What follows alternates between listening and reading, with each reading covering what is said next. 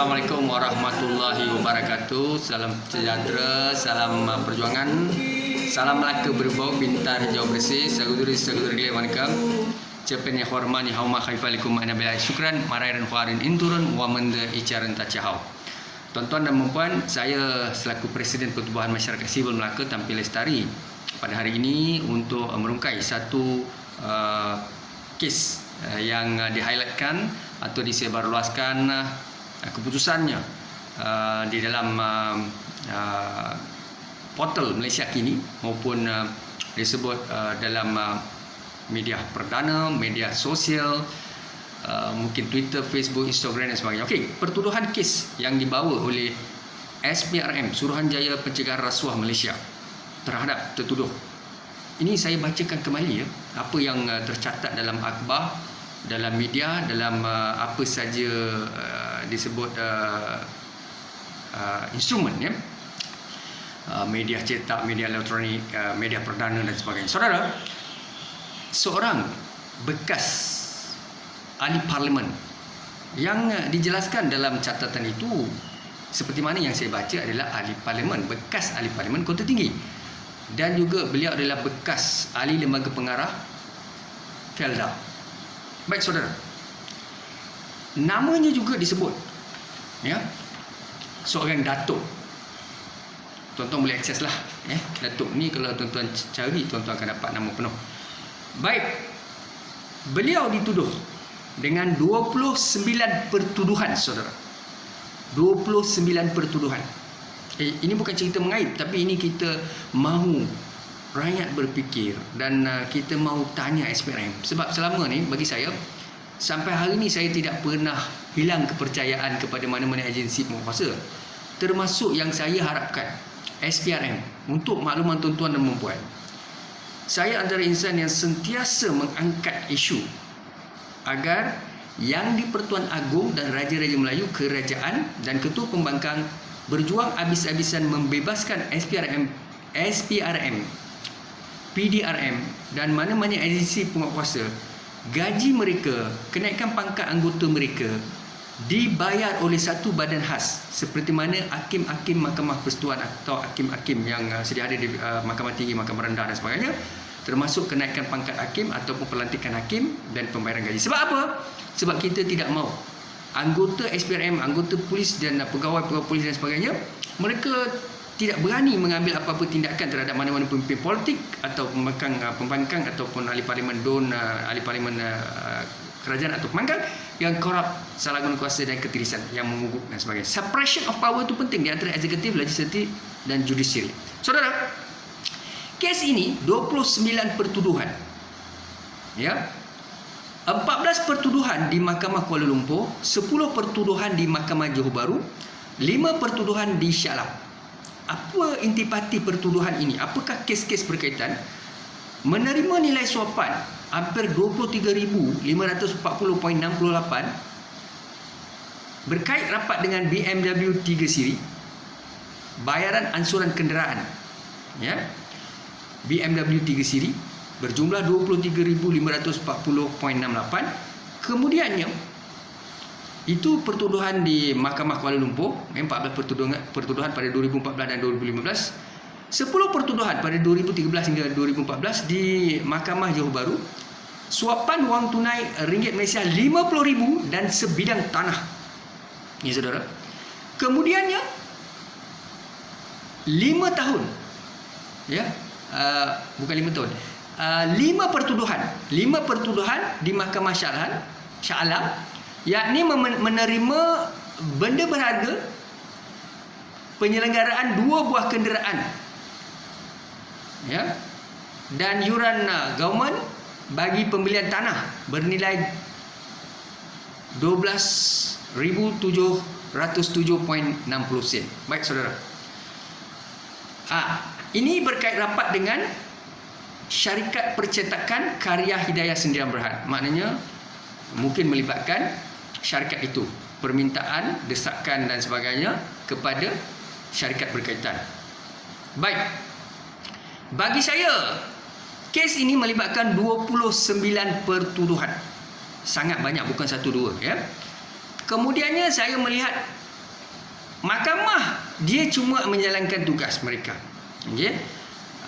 Dan SPRM menjalankan tugas mereka, iaitu tugas-tugas pendakwaan. Baik, kita tengok SPRM dahulu. Suruhanjaya Pencegahan Rasuah Malaysia. Ya. Apa yang berlaku dalam proses pertuduhan daripada siasatan dimulakan?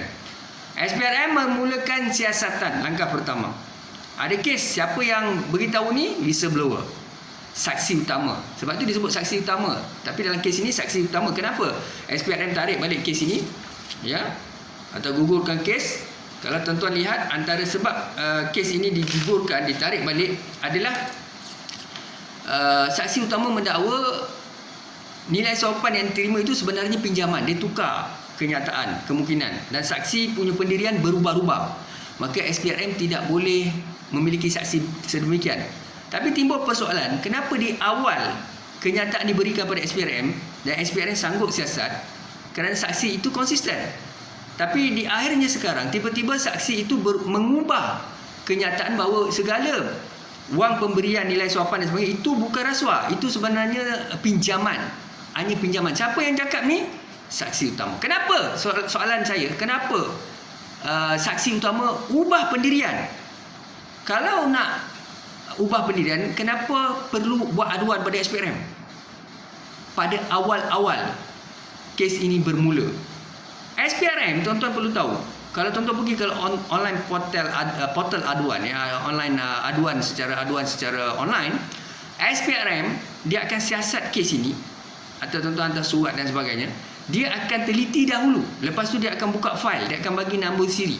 Kalau ada kes boleh disabit di section berapa, ya, barulah SPRM akan beritahu ada kes, dia akan mulakan siasatan. Baik, dalam kes ini tuan-tuan, ya, yang pertama, saksi utama itu tarik balik. Kemudian SPRM mendakwa pihak berkaitan tertuduh telah membayar segala wang berkaitan yang dikatakan nilai suapan itu kepada mungkin pihak yang ditindas ataupun pihak yang dipaksa memberi rasuah itu sebelum perbicaraan, sebelum penyiasatan. Ditulis oleh wartawan ini, penyiasatan. Saya pelik juga ayat ni.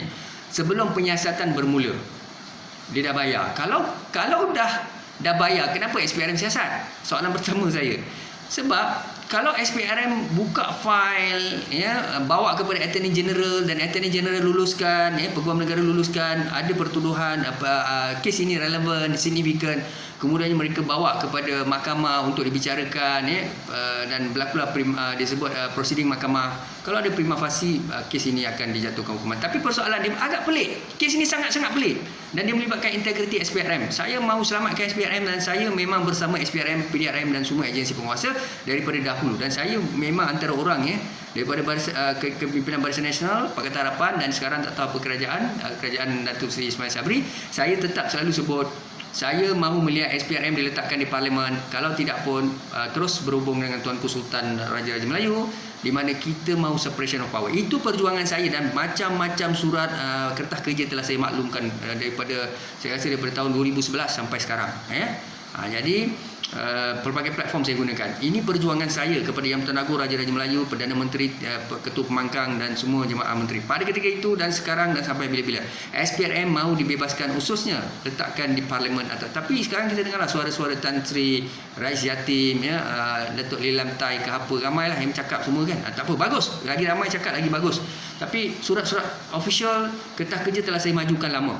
Ini perjuangan saya pada SPRM, mesti SPRM, PDRM, ya, Ketua Polis Negara, Ketua Suruhanjaya Pencegahan Rasuah mesti berintegriti, beraccountability, berani, tidak boleh undur walaupun 1 inci ke belakang. Baik, saya mau tarik perhatian tuan-tuan berkaitan dengan permulaan siasatan. SPRM ni, yang pertama bila ada kes, kita buat aduan dan sebagainya, mereka akan buka, dia akan bagi nombor siri, ya, kes itu, ya. Dan mereka akan mulakan siasatan. Kemudiannya membuka kertas siasatan lah, dibuka fail. Ini saya yang catat lah, selepas saya dengar ceramah-ceramah pegawai SPRM. Kemudian yang ketiga adalah mengarahkan anggota dan pegawai mereka memulakan siasatan. Dia akan assign, ya, siapakah pegawai yang akan mulakan perbicaraan, berapa kumpulan anggota dan sebagainya. terhadap kes berkaitan. Membawa, yang nombor 4, membawa kes kepada Peguam Negara. Ada kes pendakwa raya lah, pendakwa raya. Dia akan membuat penyiasatan dan sebagainya, mereka akan bawa kepada pendakwa raya. Ada kes atau tidak? Kalau ada kes, mereka akan tuduh di mahkamah. Baik, dia dah tuduh sebenarnya. SPRM dah tuduh. Dan apa berlaku? Kemudiannya, tak silap saya 25 Mei 2015, SPRM tarik balik tuduhan. 29 pertuduhan ini ditarik balik, menarik balik kesemua pertuduhan. Di hadapan Hakim Suzana Husin. Baik.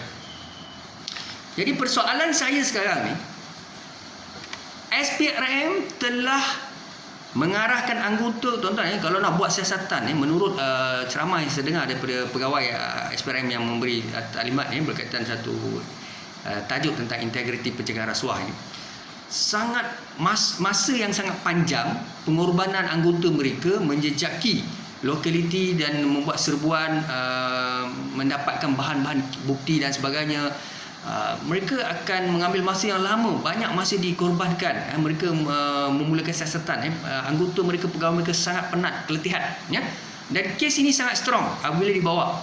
Tapi tiba-tiba mereka tarik balik. Jadi sekarang, integriti SPRM, tuan-tuan, 33 juta rakyat Malaysia, Melayu, India, Cina, Sabah, Sarawak, Kazakh, Portugis. Dia orang kisah atau tidak? Saya kisah. Tuan-tuan akan selalu tanya, kenapa Anwar Fahmi ni dia sentiasa prihatin kes rasuah, salah guna kuasa, kes-kes dia alert, kes-kes dalam negara, apa berlaku, isu-isu semasa. Sebab itulah Allah Ta'ala beri saya satu kekuatan ataupun disebutnya satu perasaan untuk membela maruah semua agensi dan juga rakyat Malaysia.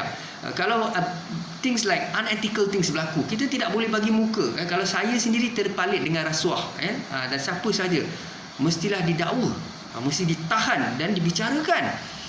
Tapi kalau kes macam ini ataupun budaya macam ini, yang mana SPRM tarik balik kes hanya disebabkan oleh saksi itu tidak konsisten, saksi itu mengubah kenyataan daripada dia membuat aduan orang tertuduh menerima rasuah kepada hanya pinjaman, wang pinjaman, perkara itu dah settle.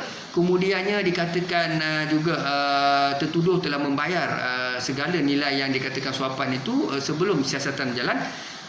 Kalau macam tu, semua kes di Malaysia buat macam tu, kenapa tak nak buat?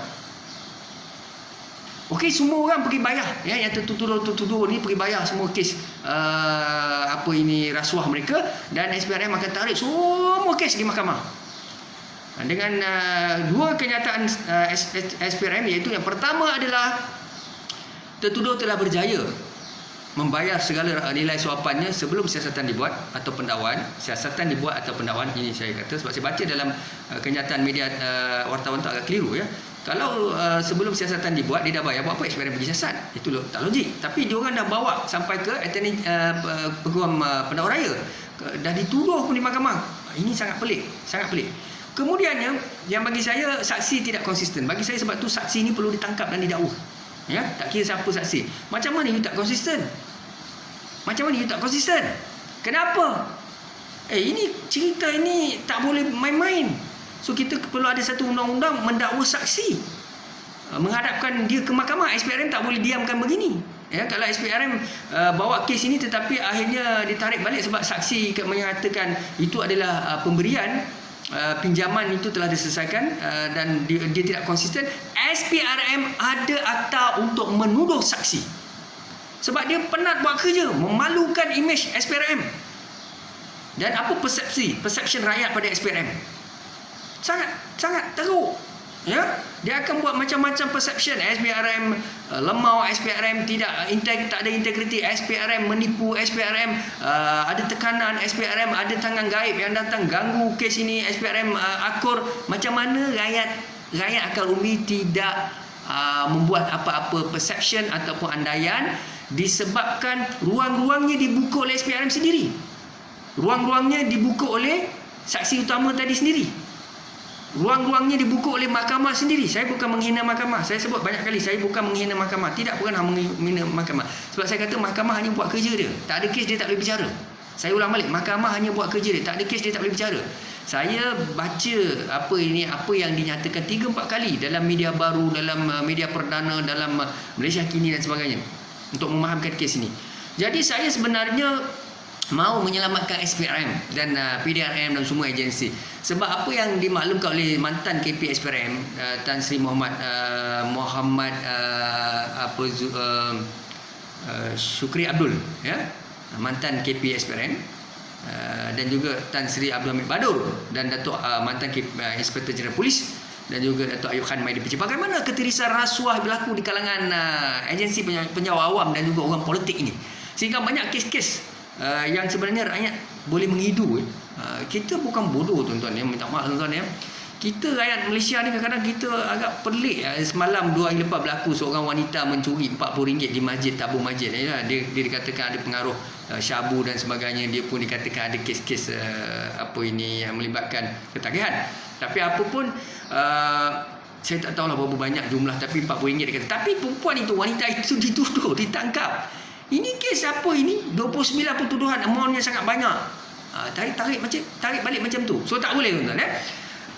Maksud saya, integriti, identiti dan reputasi SPRM jatuh begitu saja.